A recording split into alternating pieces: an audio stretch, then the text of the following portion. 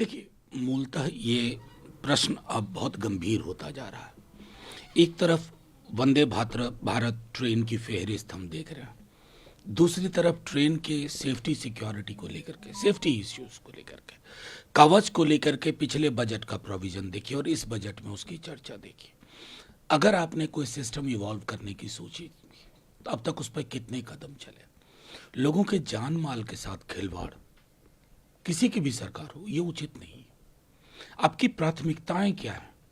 मतलब झंडी हिला देना हर ट्रेन के लिए, खुद प्रधानमंत्री जी जाते हैं, मतलब हर वंदे भारत में प्रधानमंत्री जी की मौजूदगी होती है, तो रेलवे सेफ्टी को लेकर के हम किससे शिकायत करें? रेल मिनिस्टर से नहीं करेंगे, आपसे पूछेंगे कि हासिलात क्या हुए, और आलोचना के लिए नहीं, सार्थक एक पहल के लिए शुरुआत करिए। दूसरा सवाल सर ये है कि एनसीपीसीआर जो आयोग है उसने 9 साल के मुद्दे को अध्ययन करके एक रिपोर्ट जारी किया है और कहा है कि 1,25,00,000 बच्चे बुनियादी शिक्षा के अधिकार से वंचित रहा। एक पक्ष है। दूसरा वो कहते हैं बच्चे कौन है? जो मदरसे में पढ़ते हैं। मैं तो पहले से कह रहा हूँ मदरसे बंद करो। ये वही मदरसे हैं जो आज़ादी के बाद से भारत में इस्लामिक प्रचार करना चाहते हैं। नहीं, मेरा मानना है कि एक महती समस्या में भी कम्युनल एंगल ढूंढ लेना इनकी विशेषता है। मतलब आप जाके देखिए कि कितने स्कूल्स बंद हो रहे हैं। आप प्रथम की रिपोर्ट पढ़ लीजिए, छोड़ दीजिए, राज्यवार विश्लेषण कर लीजिए। बुनियादी शिक्षा में हमने क्या अब तक अचीव किया है, ये प्रश्न हमारे लिए महत्वपूर्ण होना चाहिए। उसमें भी एक संकीर्ण सांप्रदायिक दृष्टिकोण से सोचना ये दर्शाता है कि ना आप ऊपर ही नहीं उठ पा रहे हैं साहब, गर्त में जा रहे हैं आप, और देश को गर्त में ले जाना चाहते हैं। मॉडर्नाइजेशन को लेकर के कई मदरसों में शुरुआत हुई है। Help them there, don't demonize. ये दानवीकरण करना बंद करिए। दूसरा सर, आप सभी लोग कहते हैं कि विविधता जो है वो भारत की ताकत है, लेकिन मोहन भागवत जी ने कहा विविधता को विभाजन में बदलना ठीक नहीं है। उन्होंने कहा बांग्लादेश में हिंदू सड़क पे उतरे, एकजुट हुए तो उनकी सुरक्षा हुई। सरकार उनकी सुरक्षा सुनिश्चित करे। हिंदुओं को एक होना होगा। किसी भी वर्ग समुदाय समूह को उत्तेजित होकर किसी पर हिंसा नहीं करनी चाहिए। नहीं, ये सारी बातें सुनने में बहुत अच्छी लगती हैं, उनको बहुत बहुत बधाई। लेकिन उनको ये भी तो तय करना होगा ना कि आप जो सांस्कृतिक संगठन के मुखिया हैं, उस सांस्कृतिक संगठन से जिसका अन्योन्याश्रय संबंध है भारतीय जनता पार्टी नाम की संस्था का, उसके मिनिस्टर्स कौन सी जुबान बोलते हैं? वो विभाजक नहीं है? उस पर आपकी टिप्पणी क्यों नहीं आती है? और हिंदू एकजुट हो, पूरा देश एकजुट हो।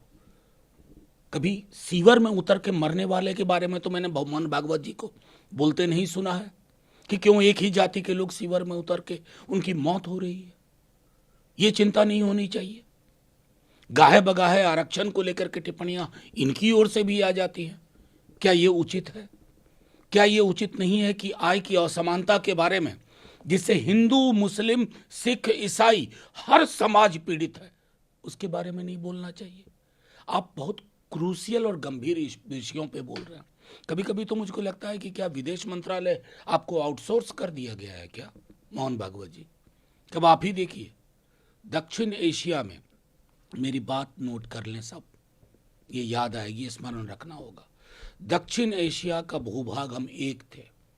सारे देशों में वहां की अकलियत, वहां की माइनॉरिटी के लिए एक नजरिया अपनाना होगा, प्रोटेक्शन और सेफ गार्ड इंश्योर करना। लेकिन आपने विदेश नीति की बात कर ली, विदेश नीति पर ही उन्होंने, क्या ये विदेश नीति पे जो उनका बयान है सवाल आप मानते हैं? उन्होंने कहा बांग्लादेश पाकिस्तान के करीब जा रहा है, बांग्लादेश को लगता है कि भारत हमारे लिए खतरा है, जिस भारत ने उसे बनाया। नहीं, मैं सर्वप्रथम तो ये मानता हूं कि वो समर्थ नहीं है इस पर टिप्पणी करने को। ये काम हमारा एमईए करेगा, हम अपनी सरकार को सुनेंगे। और इसलिए मैंने कहा कि अगर सरकार ने आउटसोर्स कर दिया तो बैठ के बात कीजिए। एक तरफा बयान क्या, पूरी नेबरहुड में हमने क्या हासिल किया? क्यों अलग अलग देश जो हमारे पड़ोस में, उनका टिल्ट कहीं और हो रहा है? देखिए, डिप्लोमेसी ट्रायल बैलून नहीं है।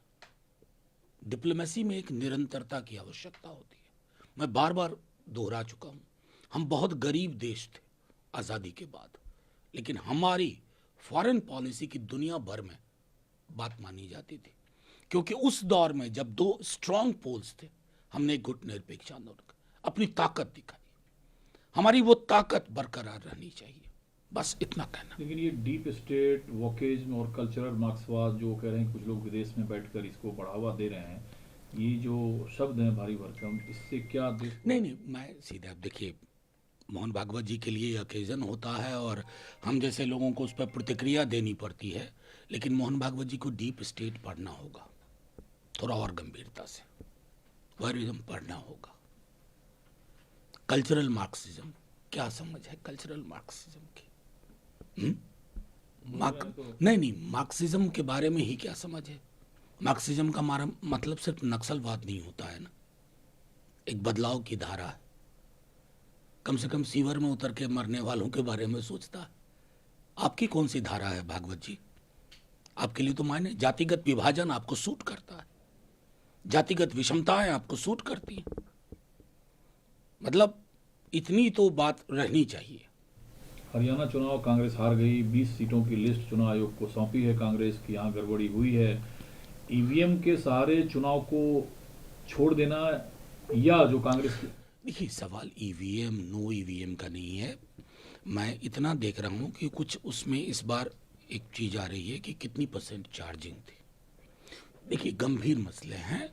मेरा सिर्फ यह मानना है कि ईवीएम को दोष नहीं, बार बार एक बात दोहरा चुका हूं कि 324 के तहत, आर्टिकल 324 के तहत चुनाव आयोग स्वतंत्र और निष्पक्ष चुनाव का कस्टोडियन है, किसी मशीन का कस्टोडियन नहीं है। जब तक वो क्लैरिटी ना हो, जब तक वो स्पष्टता ना हो, सवाल रहते हैं। और मुझे तो कई नेताओं ने ये भी कहा है कि चुनाव जीतने के बाद भी अगर विपक्ष जीतता है तब भी ये सवाल रहने चाहिए, क्योंकि ये सवाल दलों के दायरे से ऊपर है।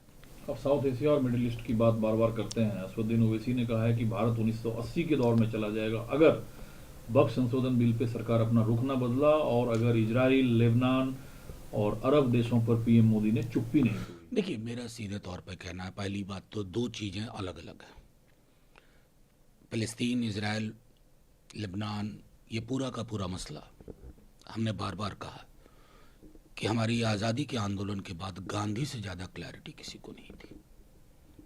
अभी भी सरकार के लोग गांधी को पढ़ें, और शायद थोड़ा पढ़ा होगा इसलिए ह्यूमैनिटेरियन एड गया था, लेकिन उससे ज़्यादा आपको चिंता करनी होगी 2 स्टेट सॉल्यूशन, जिसके लिए हम वन ऑफ द सिग्नेटरीज थे। हमको उस पक्ष में खड़ा रहना होगा।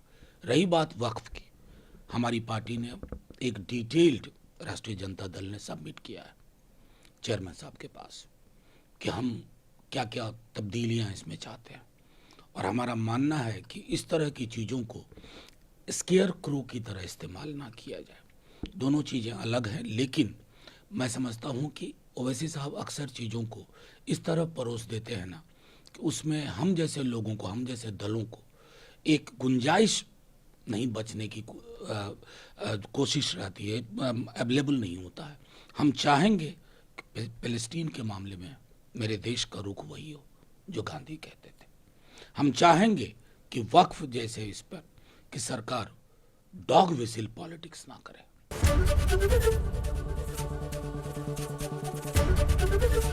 एबीपी गंगा, खबर आपकी, जुबान आपकी।